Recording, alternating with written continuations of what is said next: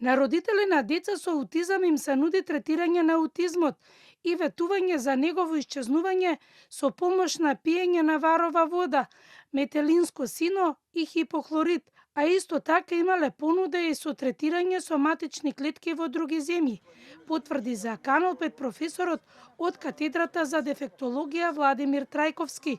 Тој со објаснување дека овој начин на третирање е опасен и родителите да не подлегнуваат. Може, особено со варовата вода или со хипохлоритот, кој што е страшен антиоксиданс, може да дојде до тешки нарушувања во смисол на корозија на хранопроводот, корозија на желудникот, дури до перфорација на желудникот.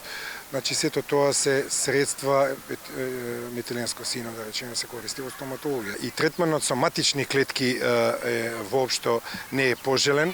Кај децата и лицата со аутизам се даваат по 20.000 евра, слушам, од одредени родители. Луѓе губат огромни куќи продаваат, а ефектот е речиси никаков. Најважно за луѓето со аутизам е тие да имаат системско образование. Само на тој начин ќе може да има подобро вклучување во системот.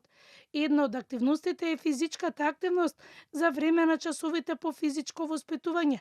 Со таа цел дефектолозите со едукација кај наставниците по физичко воспитување, каде во оделението има дете со аутизам. Некое дете со аутизам може да добие напад на предизвикувачко однесување и навистина да знаат како да постапат, да го тргнат со шатор во темна, под затворена просторија, не толку бучна, да имаат слушалки, да ги стават на децата за да се намали таа.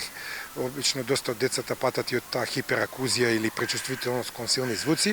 Во Македонија се уште нема регистар за луѓе со аутизам. За професорот Трајковски, важно е да има регистар за луѓето со оваа состојба, со цел да има подобра стратегија во целиот начин на образование.